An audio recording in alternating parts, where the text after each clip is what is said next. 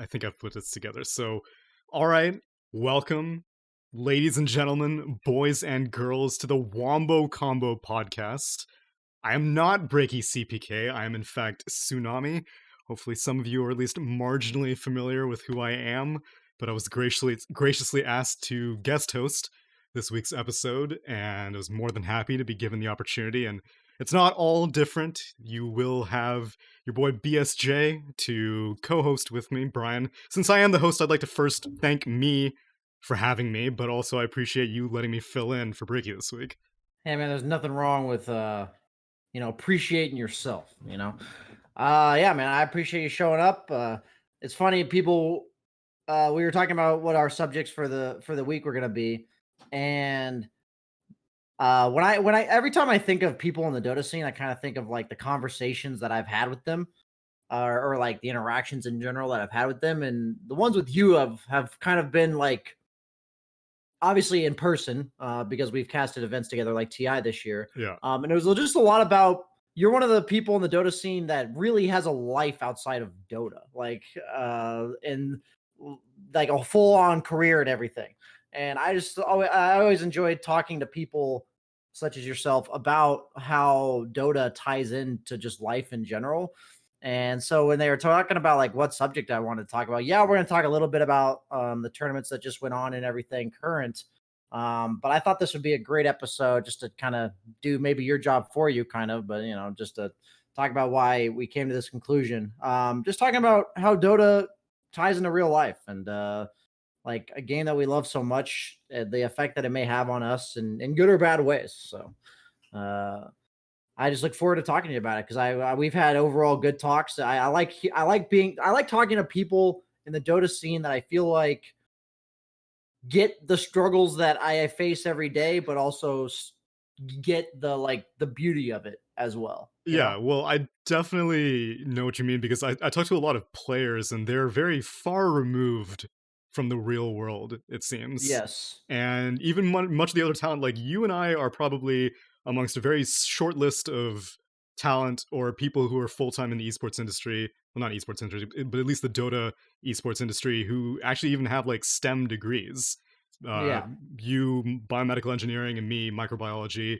I know, like previously, Hotbid had a law degree, and I think LD had some sort of computer science degree. But it's becoming less and less common that people have traditional academic backgrounds that, for better or for worse, either led into a career like me, or for you, I think that you made the right call to kind of have it as a safety net, but you never really did anything with the degree, did you? Yeah, not really. People ask me about that a lot. They're like, do you feel like you wasted your time with your degree and everything? And and my answer is usually no. I think as an engineer, you kind of learn not necessarily just about all the equations and how to solve stuff, but it's also about like how to think about just solving a problem in general. And I think for Dota, one of the things I love about Dota the most is that there's so many things that I've realized can be applied from like my engineering degree to Dota and vice versa in regards to like the way I approach Dota to life. And I think that a lot of people, whenever I'm on my stream, there's always the people in chat who are like memeing, BSJ trying to be philosophical about life in Dota or whatever. And it's like, we're obviously not going to go like some, 5D chess on everybody in chat, but it's like, there's just a lot of things about Dota where, the struggles you have, like even the interpersonal relationships. And I think the major thing you can always tell when somebody's not a well rounded human being in real life too, but like you can tell in Dota when you're interacting with them in the middle of a game, like Yeah. it's not something that goes unseen to the average player in a game. Like people would be like, God, does that guy have any semblance of understanding of how he's supposed to talk to human beings or, anything like that? And I think one of the most important things that I'm really happy about having had my major and everything was that I got to see my other option. And it's almost like I chose Dota and what I do now over it because of all the reasons I love Dota and what I love doing now. And the funny thing about like casting and everything, when it comes to like esports, and a lot of people that always ask about how to get into esports, there's really no, script Yeah. for how things are going to play out. And something I wanted to kind of talk to you about was like, you're somebody who I think has been kind of on the debating side of, do I commit full time to esports because I have this full separate career going on? And esports is a lot of kind of just playing it by ear, what opportunities come into your way, kind of what work you're putting in that's giving yourself an opportunity to even get noticed. So I kind of want to ask you, where you're at with deciding on esports compared to a normal career and like what goes into that for you. Yeah, I for the longest time I thought that I was kind of romanticizing the concept of esports because obviously I've been playing video games since I was very young, and the whole concept of being paid to talk about video games or play video games, it was like fantasy for the most part, like 20 or so years ago. And as it became a bigger and bigger reality, I was just like, I still don't know if this is like too good to be true. And one of the things that has frustrated me the most about trying to pursue it is, like you said, it's all there is no script. Whereas for people with academic backgrounds, it's like very systematic. Like you go to school, you get your degree. If you get good grades, then you're going to get this job, and if you get this job, then you'll get paid this much. And it's all very deterministic. Whereas in an entertainment industry like esports, it's all random. Like you may just meet the right person at the right time, and that gives you an opportunity to go to a tournament. Or maybe someone just watched your stream this one time and they decided that you're someone that they don't want to work with. And that is something that still kind of frustrates me about esports, and is part of the reason why I am on the precipice, like you said, on deciding whether it's worth my full time attention or not. Because it's incredibly intimidating to know that, I like at the towards the end of your pre-game podcast stream, I was listening and you were saying how you were kind of comparing yourself to Mason a little bit, and you can see the I guess you can kind of project the numbers a little bit based off of trending and how like what time you start and stuff like that. And that stuff intimidates me because I was like, man, I have no education in that kind of background of looking at, streaming analytics and how that potentially affects my income and stuff like that. But at the same time, I don't think I would do streaming. I don't envy what you do. I'm very impressed by what you do because I cannot do it. Like I don't blame you for not envying it, to be honest you with have like a consistent schedule. I'm pretty sure you have a relatively consistent schedule, right? you. Yeah, I mean, so this is stuff I've kind of sporadically talked about on my stream that I Hmm. thought would be kind of cool for anyone who's never been there for me to talk about it randomly, because it's not something that I've had a full on conversation about. It's kind of just nitpicking here and there when Right. somebody asks a question. I'm very curious, Um, so please give me the well, yeah, education. as like a esports person, there's a couple bonuses that also kind of come back to haunt you sometimes, and I think one of the biggest ones is this applies for players too, and this is something why and when I look at a tournament like we saw this weekend with a bunch of players that are not teams, like you have Team Seeker, you have Team Nigma, but then you have like the Dendy stack, and aggressive mode. You have these stacks that a lot of these players, they're kind of like debatably able, obviously not Dendy, but they're debatably able to make money from doing something like this. And the problem with Dota is a lot of these teams have been getting burned out over the last year to 2 years. Like a lot of teams have finally started saying, hey, like we can't just play Dota at the highest level all year long. And as a streamer, you can work as many hours as you want, which is awesome, but you can work as many hours as you want. So Yeah. at what point is the threshold where you're like, okay, I'm putting in enough time and work and effort to get the notice that I should be getting, but I'm not taking care of myself? And I think there's a lot of popular streamers. I guess my chat was kind of briefly mentioning me about even Gork, who was on that psychologist stream on Twitch. Yeah, that And he was Dr. talking K about thing. how, yeah, and he was talking about the toll that Dota has taken on him, like psychologically, and being a streamer and all that. And it's like there's a lot of times where you could put in more work, or you could do something that makes you a more entertaining streamer, but it's also like not necessarily good for you? Or, like at what point? Because like for me, the struggle I started having was say I make $100 from a stream. I do a full on stream and I make $100.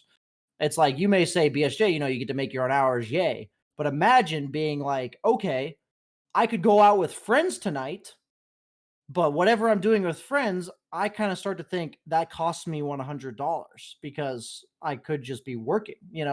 And so it really, I know a lot of streamers go through this where they're like, I could be streaming tonight, And that's and now just I have. like relaxing time also, because I know like whenever I see Rich at events, like that dude gets the shakes that he's like losing subs when he's at events doing It's other so stuff for his hard, dude. career.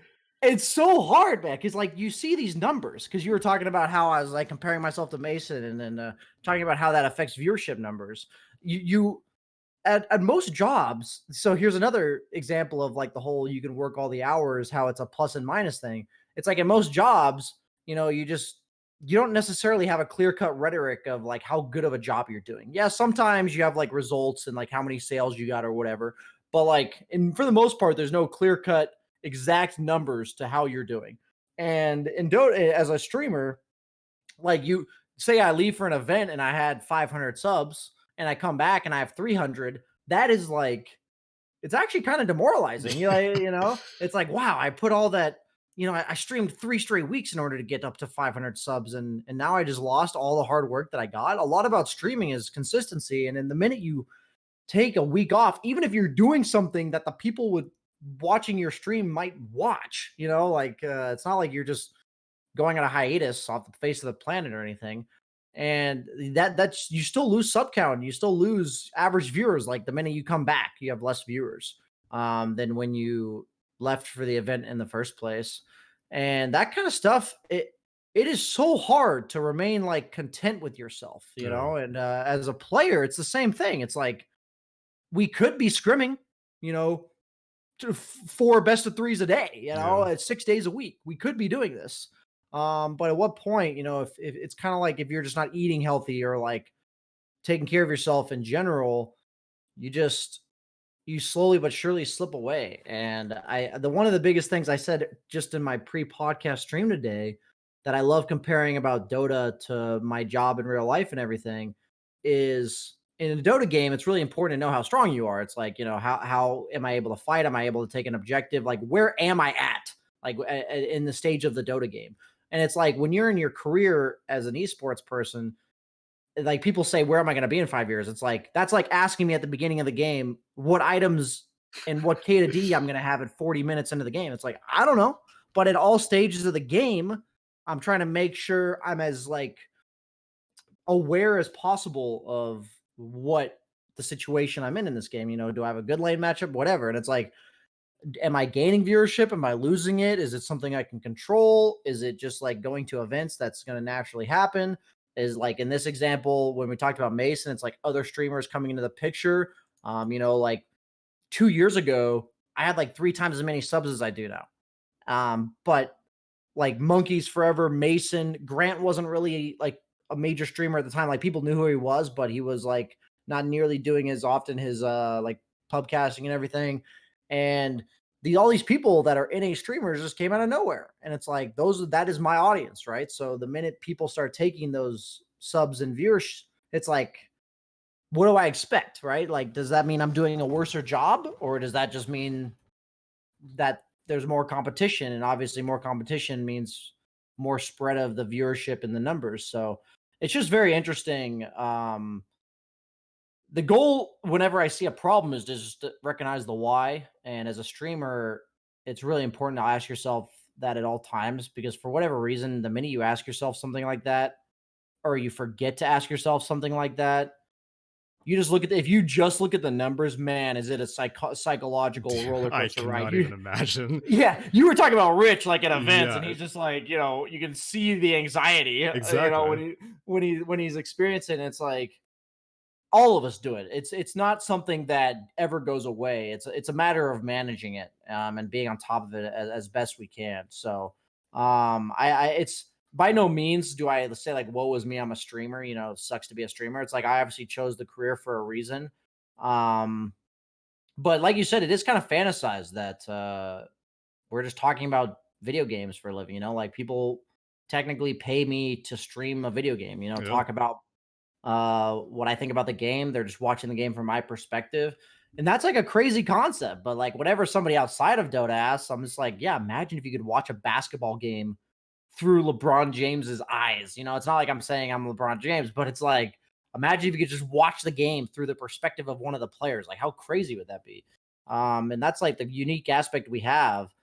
But at the same time, imagine if you're LeBron James in the middle of a basketball game and you mess up, and in your ear you hear Omega Lol XD airball. It's like, imagine what kind of toll that would take on you, right? Like, obviously celebrities deal with that kind of stuff, but as a streamer, it is like, it is the hardest part. It is to be like, not lose confidence in yourself when you see people make fun of you for playing poorly and stuff, because that's just human nature, right? Like people are gonna, make fun of or whatever the person that's You arguably made half your career off getting made fun of in the this in is the true. original days.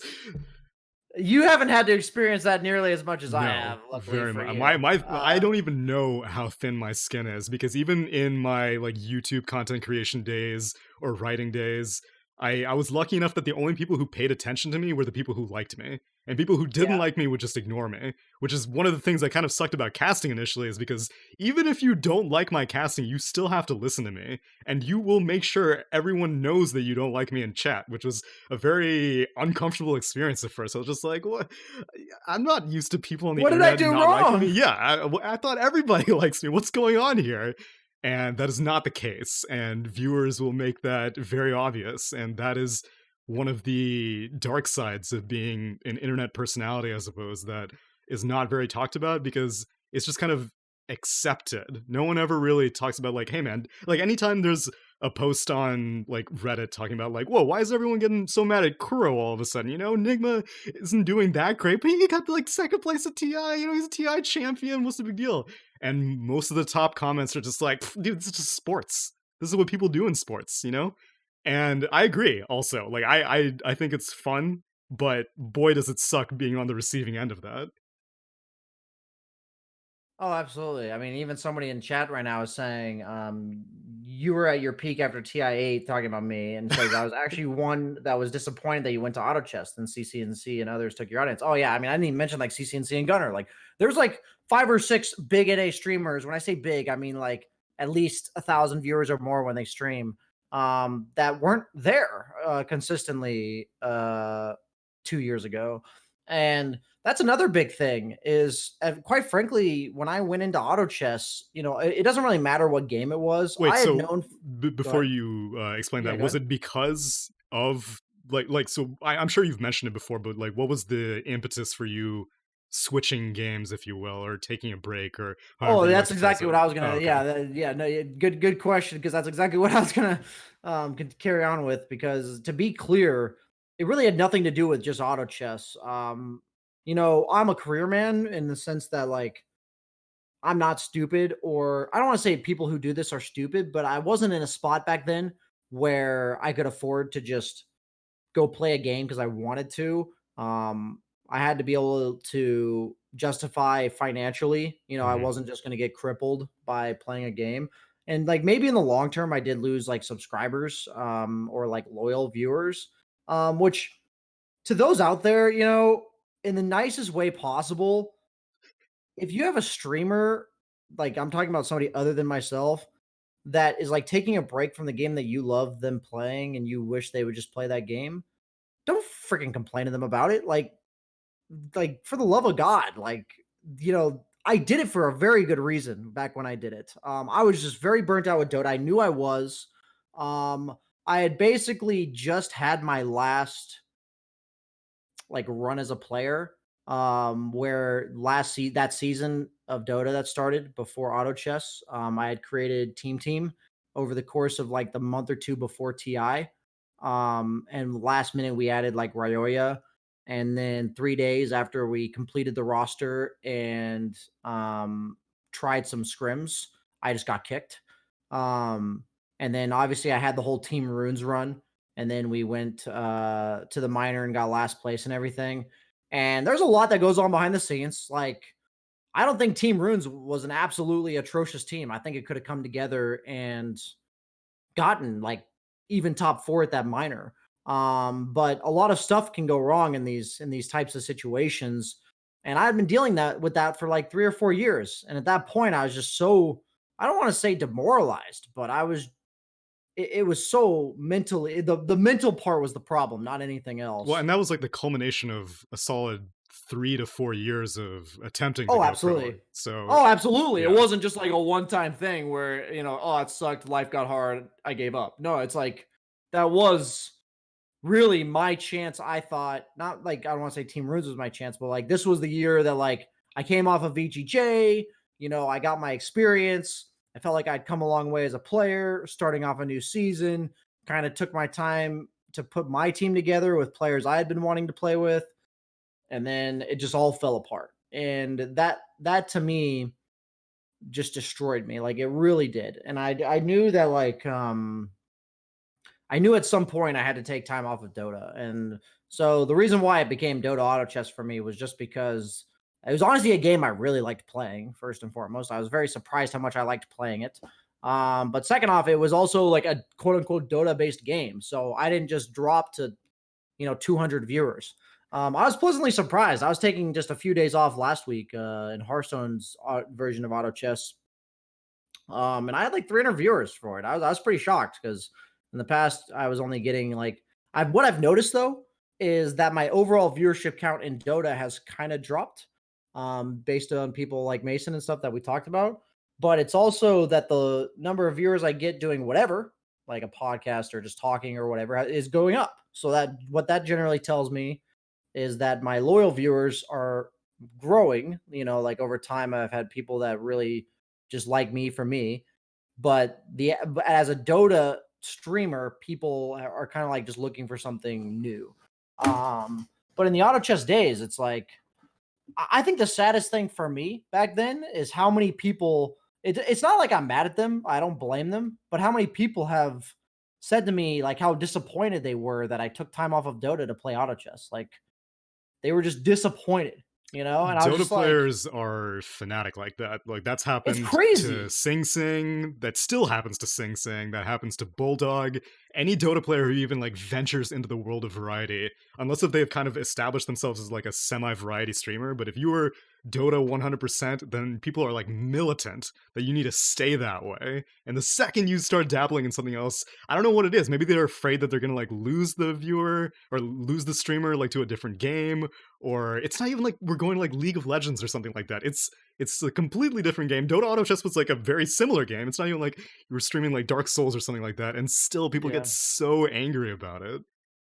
It's crazy, man. And like the one thing that, I'll never tell people to envy about being a streamer is like taking something you love like a video game and sometimes it just turns into a job Yeah. and you don't want to do it, or you're doing something just because you know it's for like more viewers, and having to find that perfect balance of what do I do for viewers but also prioritizing my own well-being. And for me that was needed back then. Like I just needed to prioritize my own well-being, and even if I end up losing viewers on my stream for it, I do think overall for my ability to in the long term be focused on Dota, it was necessary that I took a break in some capacity.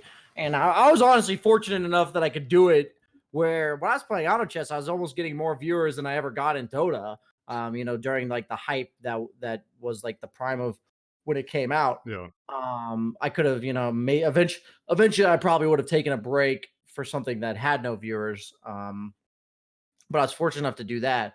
But when you're watching your favorite streamers, most people just don't realize how much of a toll it takes on them to constantly be ridiculed, constantly be just judged in general, like whether it's good or bad.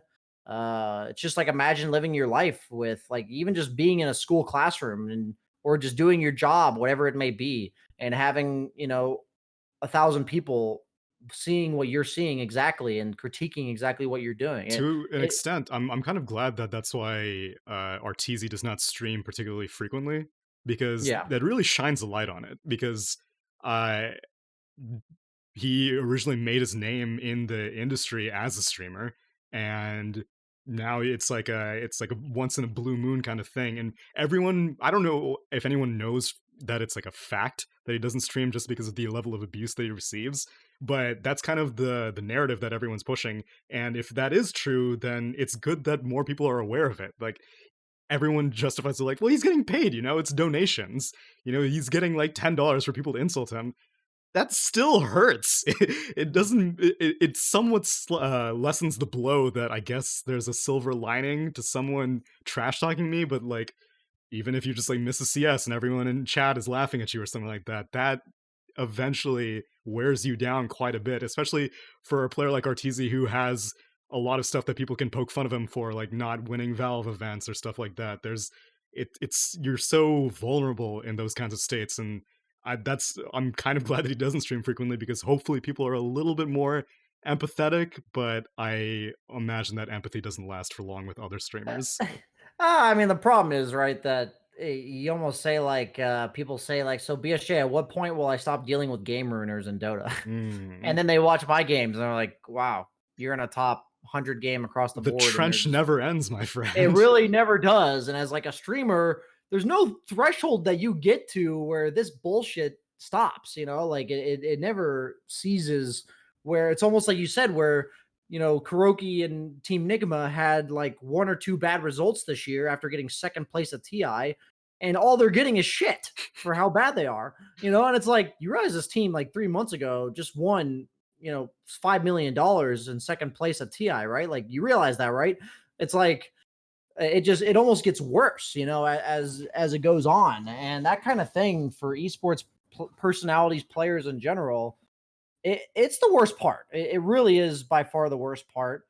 It's especially bad because these people are supposedly supposed to be your fans. Like they're supposed to be the people that support you. Yeah.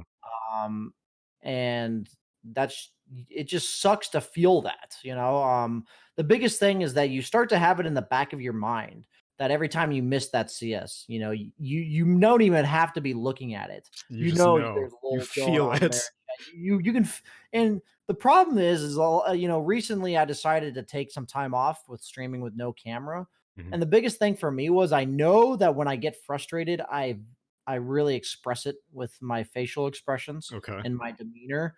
And I knew that people like it, but I also knew that it really was taking a toll on me, that every time I was getting frustrated, people could actually see me getting frustrated and were making fun of and enjoying that aspect. Like they were enjoying me getting frustrated.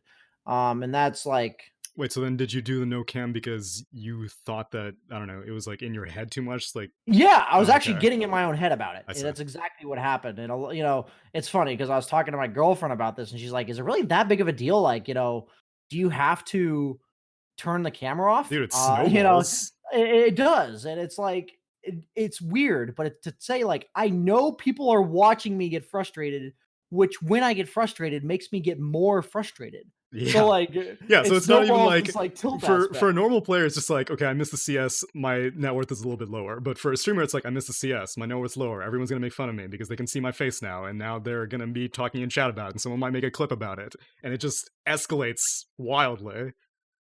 Yeah, sometimes as a streamer, the problem in Dota is you focus you get distracted by focusing on what your chat is doing or talking about instead of what's going on in the game. Like if I miss a CS or something, if I die in a game, all I have to think about is how that changes the game for me. Does that slow down my timings? Does that lose the game for me? Like how bad is that death? All that kind of stuff. But as like a streamer, you're always thinking like all these external factors that actually do hurt you if you're thinking about them during the middle of a Dota game.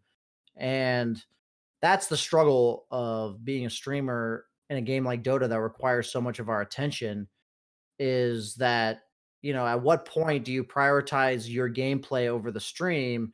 And for people like Arteezy, I mean, he talks about how like his game quality just goes down so drastically when he's streaming. And Yeah. that's a lot of the reason why he doesn't stream. First and foremost, obviously he has a big audience, but all the people in his games know he has a big audience, and they're getting their 10 minutes of fame or whatever.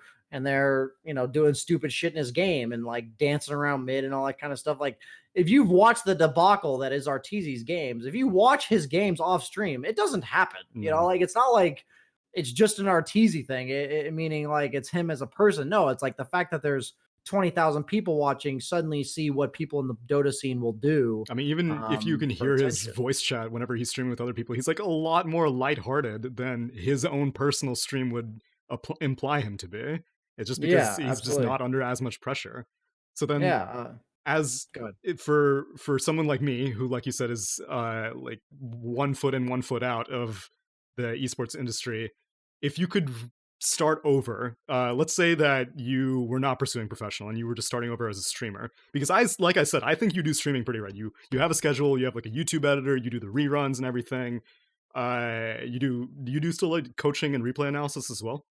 I was taking time off for a little while, but I've recently gotten back into it. I realized that I wanted to like kind of grow stuff other than my Twitch channel, kind of like Right. YouTube, So and that give that would be people my content. question, is that like if you could start over, knowing what you know now about Twitch and streaming and making a career out of it, was there anything that you would have done differently, or how you would have shifted your focus maybe a little bit one way or another? Would Oh you still be man, 100% Dota?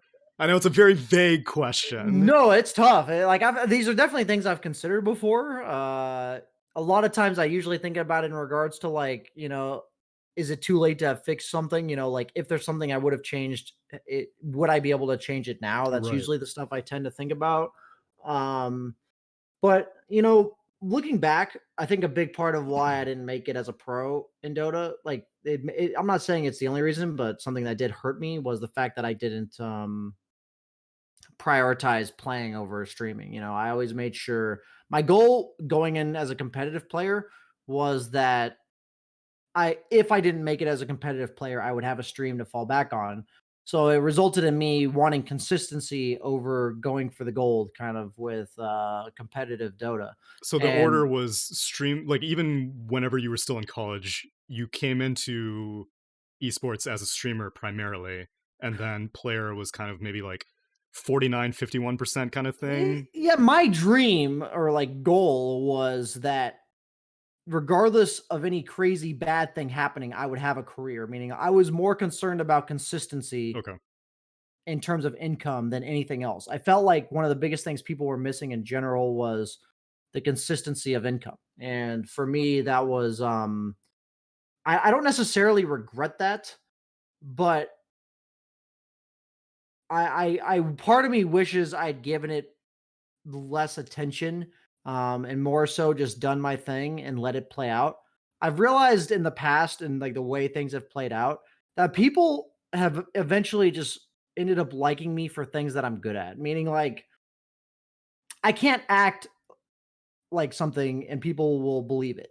People don't fall for fake shit for the most part. Like, especially as streamers, like even if it is fake, eventually they learn that Yeah. you're faking. It doesn't last. Maybe it'll work initially, but the biggest thing for me uh was that maybe I could have prioritized just doing my own thing more rather than making sure that the income was coming in, because now I see like all the things I've been naturally good at and I thought were kind of my calling as a streamer have kind of just worked out. Those were the ones that worked. It wasn't anything else. Naturally I've been told I'm good at like explaining my thought process and the overall replay analysis and stuff. And it's like people love that. That's what they want me to do because that's what I'm best at.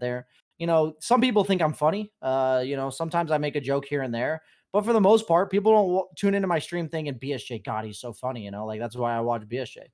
There's other streamers for that. And so like when I hear about streamers that are getting viewership numbers for reasons that I'm not, I sometimes you just can't do anything about that. And I think like trying to do something about that, like say they're funnier than me and like trying to be funnier, it doesn't work. Like I can't try to be funnier, like Yeah. that doesn't it's not a thing that streamers can do. So I felt like at the beginning of my streaming I career, wouldn't I was say that's really nothing that streamers can do. It's very personality dependent. Because like I've seen plenty of streamers who are characters, and at that point it becomes more acting.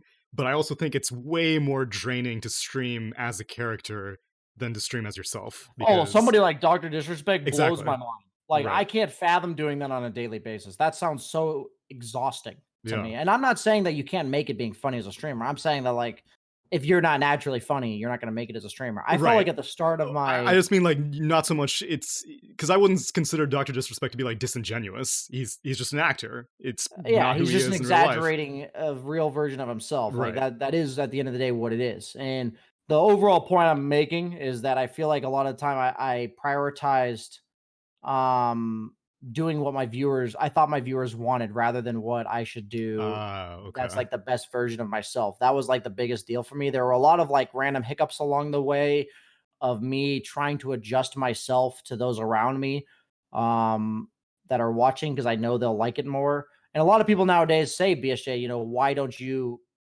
talk about what you're thinking about in the middle of a Dota game? And I'll just be honest with you. If any streamer tells you otherwise, they're full of it. Like you can't play Dota at better than like 60% capacity But while you talking did about it. used to do that though. I did used to do that, absolutely. But like, and there's streamers that still do it. But in no way in hell are they playing Yeah, at their best. for Like sure. they would 100% play better if they were not doing that. That's just reality. And that's like one of those things where I've chosen, to prioritize that aspect of it for my own well-being mentally, as well as like getting better at Dota and enjoying the game of Dota. But I also have to find that balance between I kind of went overboard, I think, where I stopped doing replay analysis. I kind of hiked up the price of coaching because I was kind of tired of always doing it. And I was like, I should still do that stuff because like I am good at it and I don't hate it or anything. Um, so like it does feel like homework compared to playing a game of Dota, right? Like there's I'm not saying I dislike coaching, but to say that coaching is more fun or whatever than actually just playing a game of Dota is obviously I would have to be lying to tell you that one. Yeah. I mean, But yeah, even so even go in ahead. talent, I feel very similar. Like studying for an event is not Whew. fun. Oh, dude, the homework part of it is surprisingly taxing. Yeah. There's a lot of let me tell you, you've seen it by the way. Props to Sheever. Oh yeah. Dude, People I think, asked for her PDF for TI. It was like holy 100 and something pages. dude, people think like, these hosts kind of get their job just because they've been doing it for a long time and No. shit. Like, if you saw the preparation work that these hosts do, I mean, even Rich, who's a freaking clown, has Rich crazy actually amounts of almost prep work. impresses me the most because like he makes it look like it's pure chaos, but it is Yeah, organized chaos. it is He is in absolutely. control the entire time. He has a joke that he thinks about. He's like, "When can I throw this in there?" Yeah. And then an entire segment is stemmed from him starting that joke initially, and then it just like everything. Like obviously, the rest of it kind of is organic in the sense that like it's not all scripted. But like his joke that led to that segment was planned out like 2 days in advance. Yeah. And someone like Sheever, like her whole notebook on all the players, the games, like the stats, what to talk about that day, like highlights in terms of like storylines potentially from a series. The coolest thing I learned from Sheever, let me tell you about the esports scene where we all talked about how there's really nothing, there's no script, right? Yeah. And the coolest thing is that if you're an esports personality, and I know you can vouch for me on this, that nobody knows. Like it's not like some people have the secret and just like we know and you don't. Everyone knows that we're all equally clueless about what needs to be like the best way to be a Dota personality or just an esports personality in general. And so everyone tends to be very helpful to each other. Like they're Yeah. very, very communicative and collaborative about what is needed to be successful. And when I was at TI, especially the first one, but she even helped me out because on the second one, I was having some, I don't want to say like confidence issues, but I was like anxious behind the scenes kind of. And it was affecting me on screen. And Sheever just like straight up gave me some like really good advice about, I think the coolest thing she said to me was, Brian, or like I was just fumbling on times where I knew I was confident and I really didn't understand why. It was one of those situations where I'm like, I don't even know why this is happening. I really can't, I don't understand how to fix it. And her advice was that, every time I'm struggling or whatever, nervous on camera, I always look at my prep work and I immediately feel confident again. And And she's like, most of the time I have prep work, I don't even use it. She's like, most of the time, like, because I've done the prep work, I just know the information, Yeah. like you kind of like when you study for a test and you have notes for the test, you end up not even needing them because you've studied and written down the notes so much that you just know that information. And she basically was just like, yeah, so um if you have like stuff to if you know that you have that fallback, you have that work that you put in every moment, like having that safety net makes it so you don't even need the safety net in the first place because you are you know what I mean? You have like the confidence that you don't even get there in the first place to need it. But if you don't have that prep work done and then you fumble, then you just freak out kind Yeah. of. And that was it was crazy because she told me that and I literally just wrote down on a note sheet what I was already going to talk about that day and like something I talked about normally. And I proceeded to just no longer be nervous on camera. And I was just like, wow, like I didn't even use the card. I had a card in front of me. I didn't even use it. But like I'm just writing down what I normally say. But it was just so crazy to me because of how helpful people like that can be, where they just have this experience that nobody else has, where they're just like, yeah, we've been in this situation before. We know the struggles that you're going through. And it's really cool to talk to other personalities and other streamers, especially because we talk about, I've already talked about some of the issues streamers face. There's no other people that truly understand it. They can try, and they can, you know, be empathetic in the best way possible, but they just don't understand. And that's okay. That Um, altruistic but nature is what encourages me the most about pursuing esports full time, because I always painted a picture of entertainment industries being very dog eat dog, and everyone's very competitive. And especially for something like esports, where the industry is so young and the pool of talent is so small, that really it's not in anyone's best interest to helping each other. In theory, you are a competition not necessarily to Sheever, but to other casters that she may know better or has worked with more frequently. But that doesn't seem to be the case. Everyone is very helpful. Everyone just wants the show to be better, and everyone wants to raise the bar for what the standard of broadcasting is. And I experienced very similar things. Whenever I first started doing events, like other analysts, other people who I would be paneling with, they wouldn't like throw me under the bus. Everyone's like, no, if you want to like ask a question, you should ask it to me like this, or we can script something advanced so you look really smart or something like that. And that is one of the biggest reasons why I feel very encouraged pursuing this, because in jobs that I have, like a lab job, you don't really need to interact with your coworkers that much. Their success does not affect your success. I guess, like, at the end of the day, the company might do a little bit better, but we're not really competing one on one because we all have the job already. Whereas in esports, every single tournament is a standalone event, and however well you do at one tournament determines possibly how well you'll do at the next one. But that doesn't seem to change how people view each individual event. Is like they just want the best broadcast possible. They want everyone wants to be friends. I've found very, very few people in esports. I think because I'm coming into it so late, most of the bad people have gotten weeded out, which is what other talent have told me. But yeah, I was everyone's about very to tell you, genuine. I'm pretty sure there's been bad eggs along the way. Yeah. They're just not there anymore for a good reason. Yeah, we've been able to eliminate it, and that's why I'm very glad that I'm coming in now, because I would be naive enough to go along with anyone, but so far everyone's been very nice to me, and I guess we can somewhat bleed this into the topic that I'm sure most people were hoping that this podcast would do, as it's what you usually do with Breaky, about a tournament recap, because I want to hear what your experience was like at WePlay. You had done the Bukovel Minor, which was, I guess, their first DPC event. They had done many Dota events before that, but it was their first DPC event, and they came in like guns blazing, and they proceeded to keep that momentum into their Mad Moon event, which just ended.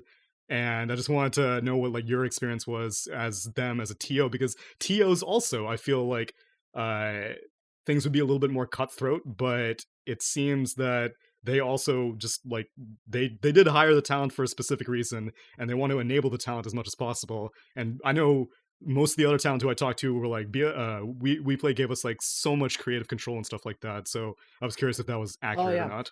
Oh, yeah, absolutely. So first off, I didn't get to watch too much of the last tournament. I Mm, did see the results and I saw a few of the games. It's just at like a super awkward time zone for me. Obviously, when I was at the Bukaville Minor, I'm there. So yeah. uh, both events taking place like in the Eastern European range. Um, but as a production, they're exactly what they come off to be. They're very chill. They basically were just like, yeah, like we have it this way. This is how we planned to do it. Do you guys have an idea of a way to do it better? They basically said, you guys are the experts. We want us to have done our job, meaning like their production, they have to organize things. But if you guys see something wrong with the game plan we have put into play, then please tell us and we'll And that adjust. I is thought that was not common to hear. it is not. No, it You was pretty look cool. I feel like many TOs, kind of have that understanding maybe, but no talent is ever gonna be like, "Excuse me, I think that this is how it should be done," because you're never given that opening, but if Yeah, someone usually you just give up. Like you try Yeah. once and it doesn't work, and you're like, eh, like clearly they're not listening, kind of thing. So these guys actually gave you that opportunity, that's crazy. Yeah, it was a cool part of the event for sure, and I could tell that they did a very similar thing with this last event. And what I was really happy about watching this event, obviously the finals looked really hype. I watched a couple of the replays. Obviously very draft heavy on the finals in terms of the results, but um, overall, I just think that that event is a really good sign for the Dota scene, where I think eventually it's not enough in the long run to have the only thing that entertains people is just how good the players are in Dota, like how good the quality of the game is. There's only so many tier 1 teams and players that I think it has to be possible to have success at an event with very little, if any, tier 1 teams. Mhm. And yeah, at the minor they had Nigma, and at this WePlay or at the Madness tournament they did have Nigma again as well as Secret, Yeah. but the fact is, like, I think it's good to have 1 or 2 very noteworthy teams, but then have the rest of them be teams that aren't normally at events, and, um, that to me is really important, and a lot of the emphasis was on how good their production was. I think there's so many things that these tournament organizers could potentially do better, and I think a decent amount of their stuff was, like, kinda high budget, like, Oh, obviously yeah. the stage and everything, but, like, even just, like, dude, the dance scenes with, like, Drow between the games and, like, the random, the "We Will Rock You" thing. I don't Yeah. know if anyone saw The that. There Phantom was, like, a Lancer. pale clip, yeah, Phantom Lancer, and then, like, it's, like, singing "We Will Rock You," and then, like, every time it gets to the "Rock You" part, it just, like, stops, and it's Tiny Yeah. saying, "Rock you," like, shit like that is so funny, man, like, I think like, 90% of people who play and watch Dota love that shit, like, that's so funny, to watch your favorite heroes and characters just be put into random situations with, like, pop culture references, and that's just the vibe that they have. You get this very professional vibe, but like a very, we're here to appeal to our audience. And I think the biggest detachment that most tournament organizers, as well as like companies that are trying to advertise in esports, it's the biggest problem is their detachment from their audience. Like they just don't understand their audience. And I think WePlay did a great job of attempting to understand their audience. And if the casters said, no, you're doing this wrong, like it would be better this way, then they were open to critique on that. And I think that that was a really cool aspect of those tournaments that was very unique to me. I think ESL has actually done a really good job in the recent past. They are a bit more formulaic as a company. Like they do have their own set in stone. Like we have the experience. We're going to do it this way. Yeah. But when it comes to like casting pairs and like stuff that people want to do, even there they've become more open to suggestions, and I think that's really cool. I think events are kind of fluid in terms of just adjusting on the fly. Like sometimes the thing you planned 8 hours ahead of time or even like 2 days ahead of time just isn't going to work out the way you wanted it to. And a lot can change very quickly in the esports scene in general, even within one event. And I think that as an organization, as a player, as a caster, as a streamer, that is really important to recognize the existence of that. And it's Things funny because I was things can looking at chat, change. by the way. Go Oh, yeah, ahead. go ahead. I was just gonna say that I was looking at chat before any of this conversation, um, and they were just like, some of them were just saying, I wish BSJ would be funnier, or like, BSJ has his moments and stuff like that, and like I just be me, and I think the cool thing about these events is that all the casters are just being them, like Yeah. none of them, like, yeah, sometimes our streamers and casters will be a little bit more overboard on camera, but it's like an example being Rich, but Rich is just as much a goon in real life as he is on, on the stream. Kyle is just as much of a, linguistic degenerate as he is on stream. In fact, That is Kyle. the one that surprised me the most is Slacks is actually toned down on camera compared to what he actually is. You'd think that it would be him being a character that's like caricatured or something like that. No, it's the other way around. Slacks is crazier off camera than he is on. Uh, you know, I think it's important, as I've said, to be very fully aware of your own situation as a personality in esports. For me, I realized for my own good, I had to tone down who I was being on camera. And for Slacks, he really understood that. He's like, I think people would appreciate my personality, but maybe like 40% of it, like not all of it. To be clear, for people who don't know, Slacks had like a master's degree or PhD or something in psychology. So it's like I don't think it he was a master's. I'm pretty sure it was an undergrad degree. no, he had further schooling. I know Really? that. Yeah, I'm Okay. I'm like 90% sure. If I'm wrong, Slacks, you can tell us the lore later.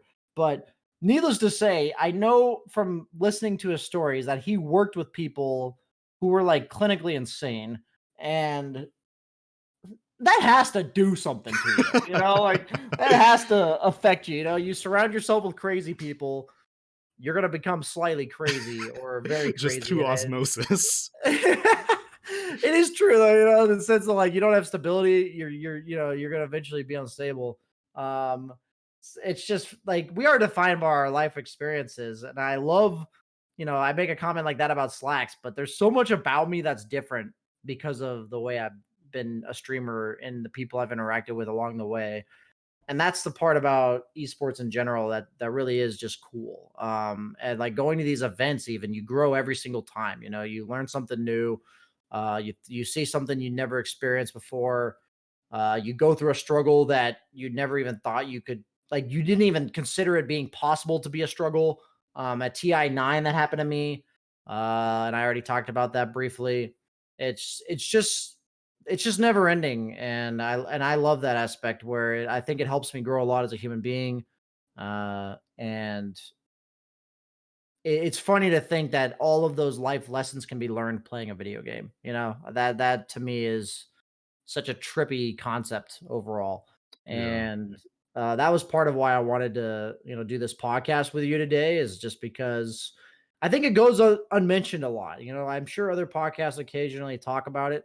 But this whole aspect of just how eventually this career defines you, and eventually, even if it's just a part of your life, like it is for you, where you have a whole separate thing going on outside. Like, how often, I think is a good question for you. How often do you talk about esports to like any of your regular job day people that you interact with? It initially started out very infrequently because I was Yes. trying to keep it on the DL because even whenever I first started going to events, I think my first big LAN was like January 2018. It was like a LAN in Manila. The Galaxy Battles had lost DPC status. That was my first official LAN. And the way I got out of it at work, because I didn't know if it was going to be like a thing. So I was just like, oh, I had a death in the family. I gotta go across the world for a week. I'll see you later. And, I got away with it. And eventually the absences started becoming more and more frequent. And I was willing to share more about my esports life with people who really don't know too much. I work with much older people, like mid 40s to 60s and stuff like that. And so even just like explaining the concept of esports in general, forget about Dota, but I was just like, so people play video games and a lot of people watch and a lot of money is awarded to these people, And I talk about that stuff. And so initially they were all very confused. They're like, "Oh, how did you do at the tournament?" And I was like, I didn't play. I'm not good enough to play, but I did talk about it though. And now it's come to the point that like most of my coworkers are actually very excited about it because I guess it's for one thing it's very unique. This is a career choice that I mean it hasn't been around for that many years, so there's not a big history of people doing it.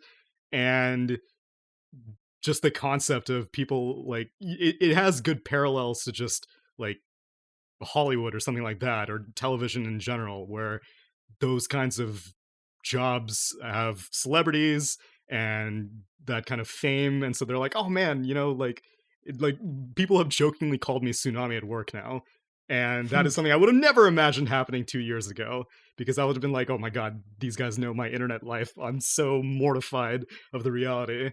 But now people are like, oh, so what country are you going to next? They still don't Yeah. fully understand Dota, but they understand what I do and they find it very exciting.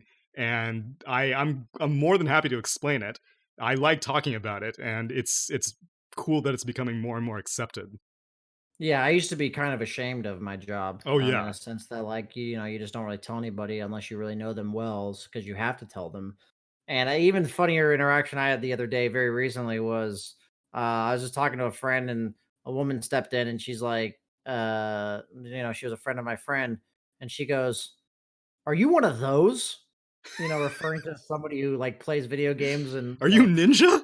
goes to, like, an event. You say I was talking about, like, getting back from Ukraine and stuff, and she's like, "Oh, you're one of those?" So, like, nowadays, people are very aware of, what we do, at least existing, and, yeah, I mean, I jokingly have friends that never knew me before, or that never knew me to before Dota and never knew me from Dota, that call me BSJ. I have Yeah, people who just know my online screen name is BSJ, and, they like to mess around with me with that one, and it does bleed into your real life in that way. And that was part of my major emphasis. I know we're going to be winding down here soon, but that being an esports person, eventually, it really is this process that is just a growing experience that I've come to really love. And for anyone that's trying to get into something like this, whether it be esports or some other form of entertainment slash like unpredictable, type of career,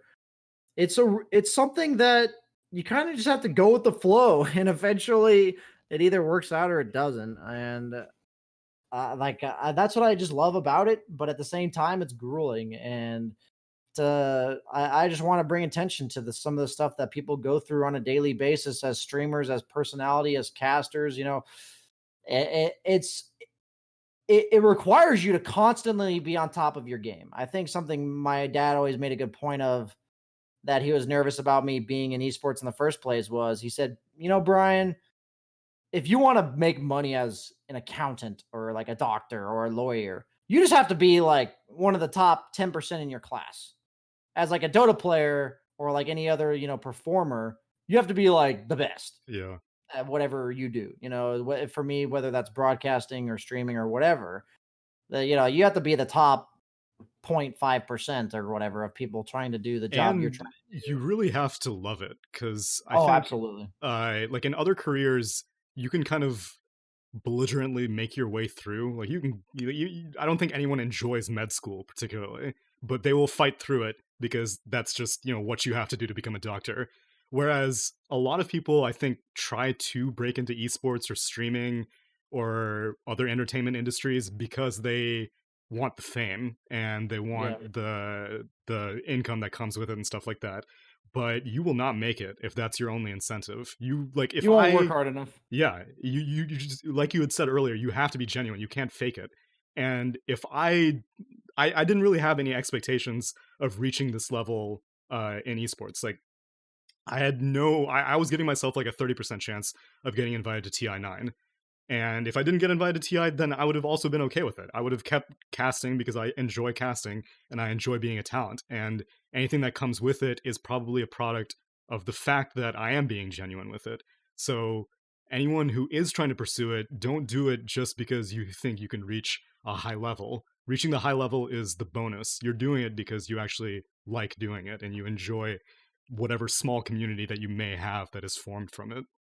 I mean, I've been a tryhard gamer my entire life. Like you can ask my friends back in high school when we played Call of Duty, I had friends that we played Xbox together all the time, and Were you a I marathon was the guy pro commando kind of guy? I was the guy that, we're in ground war and they all want to like run around with RPGs and shoot them at the ground and stuff. And I'm the guy that's like, I want to get 25 kills in a row and nuke the frick out of this game, And like that's me, like every single game. And I can't help it. Like I don't enjoy like if we're losing every single game because my teammate is one of my friends, he made it his mission to get multi Claymore kills. There was like a quest to get like quad or like duo kills with a claymore. Okay. Like a single claymore kills two people. So he ran around in ground war planting claymores in the middle of people, hoping it would kill multiple people, and he'd be like 2 kills, 40 deaths every single game. I didn't care if we were winning or losing as long as I was owning it.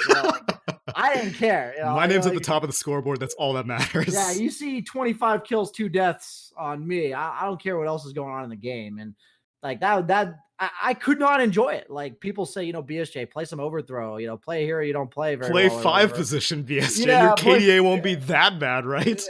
They're just like, have fun playing Dota. I'm like, dude, if I'm not winning, if I'm not tryharding, I actually don't enjoy it. Like I just don't.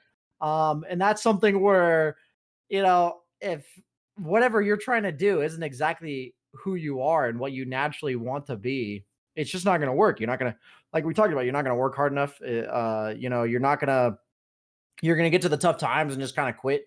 There's stuff that I've tried that just wasn't me and it got tough. And I was like, God, I just don't want to do this anymore. Like that just sucks. So that's the big thing for me.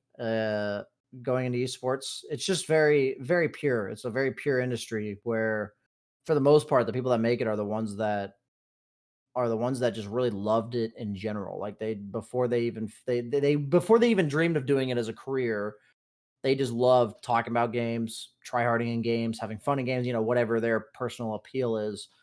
And going into this podcast, I just thought it was a cool thing to talk about. So I'm glad you were here to talk to me about it. Yeah, I hope I didn't dominate it by asking you too many questions. Nah. All good, man.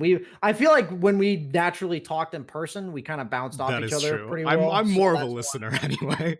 Yeah, it works out well then, because I've definitely made somewhat of a career on talking way too much. The one joke, I've probably said it on my stream 10 to 15 times, but my mom always made a joke. I couldn't talk until I was 4.5 years old, by the way. I don't know how many people know that, but I couldn't talk. Okay. I couldn't construct a word. Like the only word I knew was ish. That was the only word I could say. Mm-hmm. And my mom says, Brian, we were really concerned about you back then. You couldn't talk until you were 4.5 years old, but at least you've spent the rest of your life making up for all that time that you could not talk, So that's the joke she always says to me. So that's me in a nutshell for you. All right, then. I guess for the sake of formality, I'll do a quick recap of the WePlay Mad Moon event. Nigma ended up... Well, wait, you guys don't care about spoilers on this podcast, right? I'm assuming that... Yeah, you just alert them, okay. Tell them. If you haven't watched the Mad Moon event, I highly recommend it. It was a very well-run event. The games were hype, despite there only technically being like 2 tier 1 teams, quote-unquote, between Nigma and Secret. But they made it to the grand finals, and the grand finals was very exciting, a reverse sweep. Nigma coming back 3 games after being down 2 versus Secret, and they had lost a previous game versus Secret to get knocked down to the lower bracket, which was also a very hype series with like some mid Elder Titan shenanigans and stuff like that. I like you said, you didn't watch much of the games. Did you? I don't even have to know there was a meeple on the other team. Yeah, for that exactly. One, right? Yeah, I'm like, I hear Elder Titan mid. I'm like, yeah, you only do that when there's Meepo. Can you guess which team won though? Was it the Elder Titan team or the Meepo team? The Meepo team. Correct. Yeah, yeah. It was a valiant effort. The way you worded it, I'm like, I assume the Elder Titan ended up losing. Yeah, it was a valiant effort by Weeha, but he just did not. The draft was already in shambles. It was a cool recovery idea to send the ET mid, but wasn't going to work out. And so that happened. Reverse sweep, very encouraging for Team Nigma.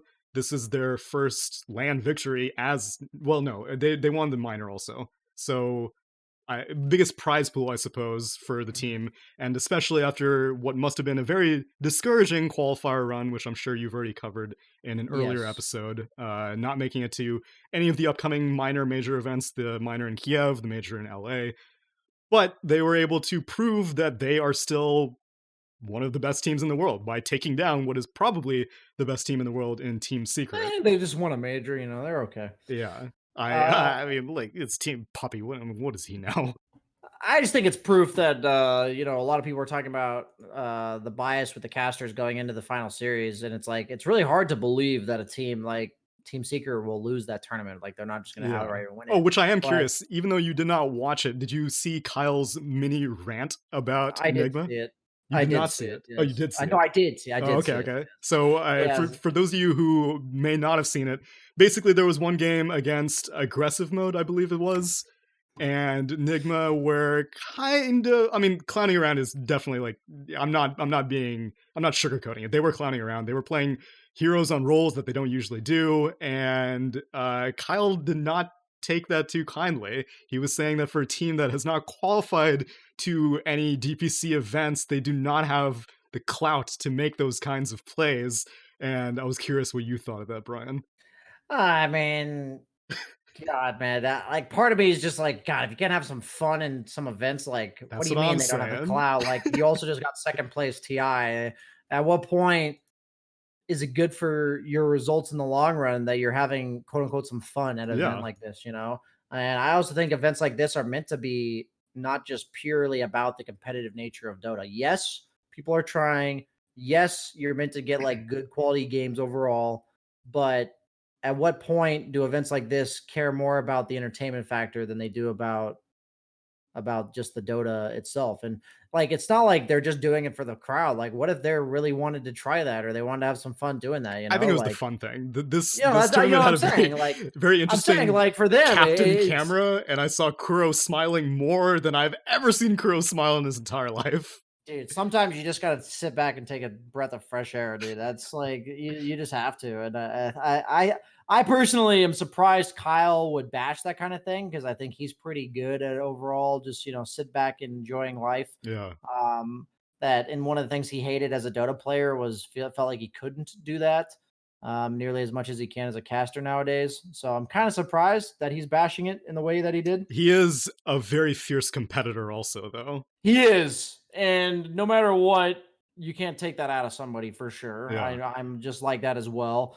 And he also is like talked about numerous times every time he watches these tournaments and he sees like teams mess up a lot behind a meet like a half-ass captain or whatever. They're not like fully on the same page. He's like talking about how he wishes he could be captaining it or whatever. Um, but yeah, no, I overall, I don't mind it for like the entertainment value though. I think at Yeah. the end of the day, As he's a almost viewer and for the team itself, I think OG has proven that team morale can trump any level of skill. Just as long as you are enjoying your company with your teammates, then that can oftentimes get you further than raw mechanical skill can. absolutely, absolutely. Yeah. So I don't know how you usually close these podcasts. Usually we say, and he says something along the lines of, "Hey, you have anything else to say today, BSJ?" And then I say something like, "No, I've talked way too much today."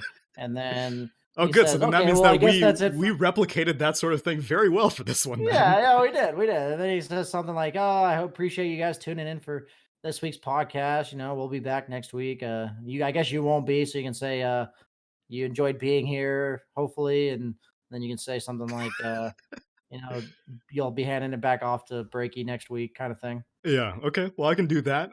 Yeah, it was an absolute pleasure being here. I'm not just saying that. I did enjoy it. I like you had said initially, you and I have had unique life experiences, and I think that it's cool that we were able to share it with any people who were curious. I'm sorry if you were hoping for hard-hitting analytics on the Mad Moon event. I'm sure you can find that at some other podcast, but for this week, wanted to try something a little bit different. I was happy to stand in for Breaky, and Yeah, if you do have anything that you want to add, BSJ, don't No, I've said hesitate. enough. All right, he said We're enough. right on schedule. You can follow me at Tsunami643. It's on the video underneath me, but if you're just listening, then at Tsunami643.